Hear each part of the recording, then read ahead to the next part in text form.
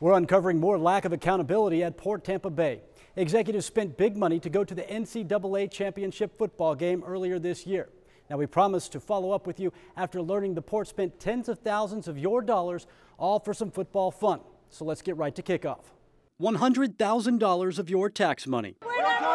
Also, Port Tampa Bay executives could score tickets to the NCAA Championship football game. While the game was back in January, the financials weren't disclosed to board members until their September monthly meeting. The meeting 1 month after executives were forced to roll out more than a dozen new policy changes to improve expense spending.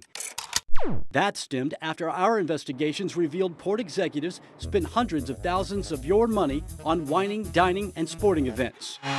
The payment records show 2 NCAA payments for $50,000 each. According to policies, Port Tampa Bay's director, Paul Anderson, can approve funds without board approval up to $100,000.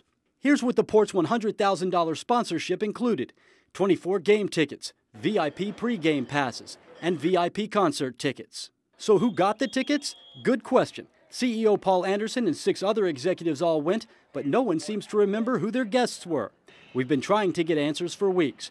In an email, a Port rep tells us, "We do know the names of some of the people who attended, but because they are potential customers, we do not want to jeopardize building those business relationships and naming them."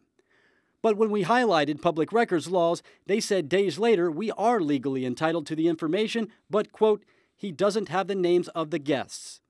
While following up on the phone, a Port rep tells us no one was keeping track of it.